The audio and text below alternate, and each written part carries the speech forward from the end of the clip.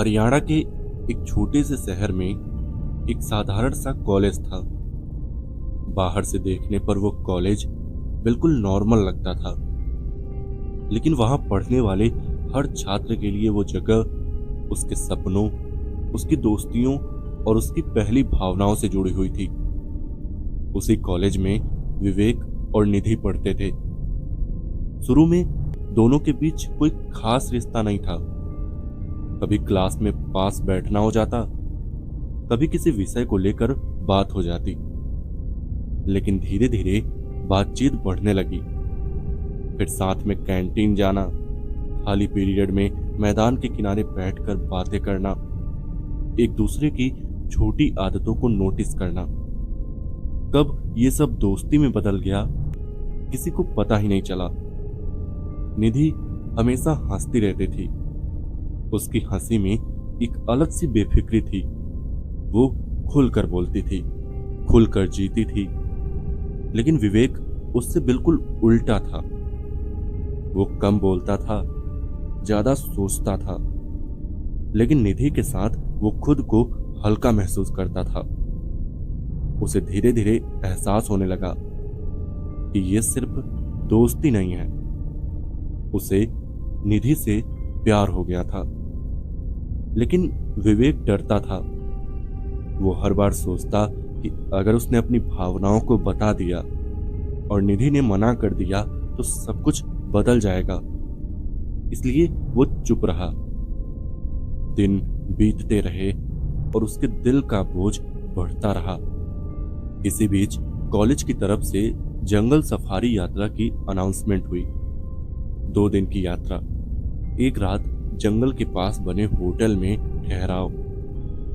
जैसे ही विवेक ने यह सुना, उसके मन में उम्मीद की एक किरण जगी।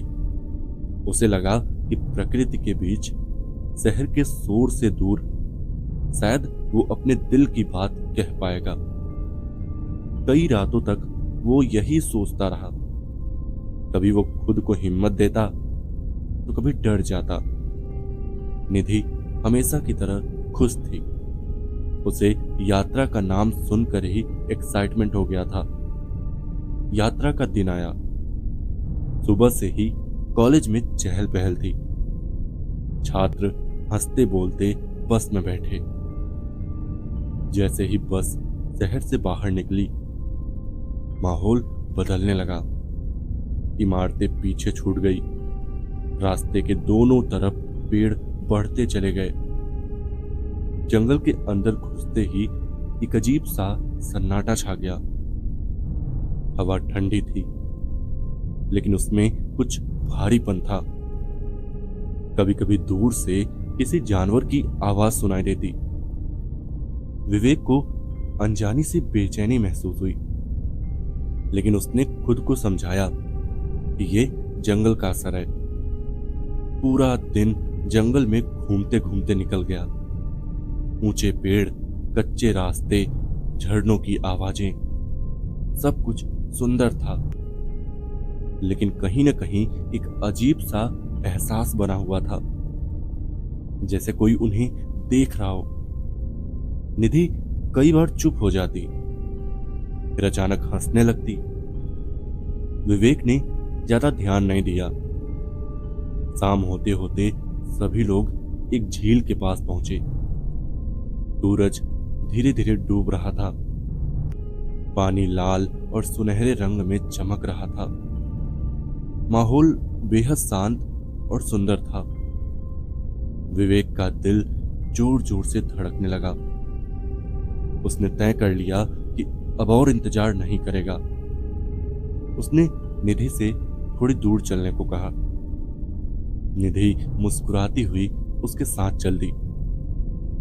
विवेक बोलने ही वाला था कि निधि अचानक रुक गई।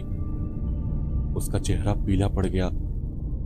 उसकी आंखें झील के उस पार किसी एक जगह पर टिक गई। उसकी आवाज बहुत धीमी थी जब उसने कहा, मुझे वहां एक आदमी दिख रहा है। विवेक ने उसी दिशा में देखा। उसे कुछ भी नजर नहीं आया, सिर्फ पेड़, पानी और परछाइयां थी। उसने हंसकर कहा कि शायद थकान की वजह से उसे ऐसा लग रहा है। निधि ने कुछ नहीं कहा। उसने मुस्कुराने की कोशिश की, लेकिन उसके चेहरे पर डर साफ दिख रहा था।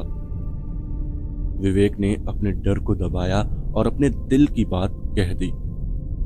उसने बताया कि वो कब से उसे चाहता है, कैसे वो हर दिन यही सोचता रहता है। निधि कुछ पल चुप रही, फिर उसने जैसे खुद को संभाला, उसने विवेक को गले लगा लिया। उस पल विवेक को लगा कि सब ठीक हो गया, लेकिन उसके मन के किसी कोने में वो अजीब आदमी की बात अटक गई। रात को सभी लोग होटल लौट आए। जंगल के बीच बना वो होटल बहुत शांत था। बाहर अंधेरा था, सिर्फ कीड़ों की आवाजें सुनाई दे रही थी। थकान की वजह से दोनों जल्दी सो गए। कमरा अंधेरे में डूबा हुआ था। आधी रात अचानक निधि की चीख से विवेक की नींद टूट गई। निधि बिस्तर पर बैठी कांप रही थी। उसकी सांसें तेज थी। वो बार बार कह रही थी कि वो आदमी यहां है। विवेक ने तुरंत बत्ती जलाई, कमरे का हर कोना देखा, कहीं कोई नहीं था। निधि रोने लगी। उसने विवेक का हाथ कसकर पकड़ लिया। वो कहती रही कि वही आदमी उसे घूर रहा है, वही चेहरा, वही आंखें। विवेक उसे शांत करने की कोशिश करता रहा, लेकिन निधि की हालत और बिगड़ती गई। वो अब सिर्फ डर नहीं रही थी, वो टूट रही थी। अचानक निधि के मुंह से खून निकलने लगा। विवेक घबरा गया। उसने मदद के लिए चिल्लाया। उसे तुरंत अस्पताल ले जाया गया। डॉक्टर बाहर आए और बता दिया कि निधि अब इस दुनिया में नहीं रही। विवेक वहीं खड़ा रह गया। उसके कानों में सिर्फ एक ही सवाल गूंज रहा था, वो आदमी कौन था? क्या वो सच में मौजूद था या सिर्फ निधि का भ्रम? और अगर भ्रम था तो उसकी मौत कैसे हुई? जंगल आज भी वैसा ही है, झील आज भी शांत है, लेकिन विवेक की जिंदगी हमेशा के लिए बदल चुकी थी।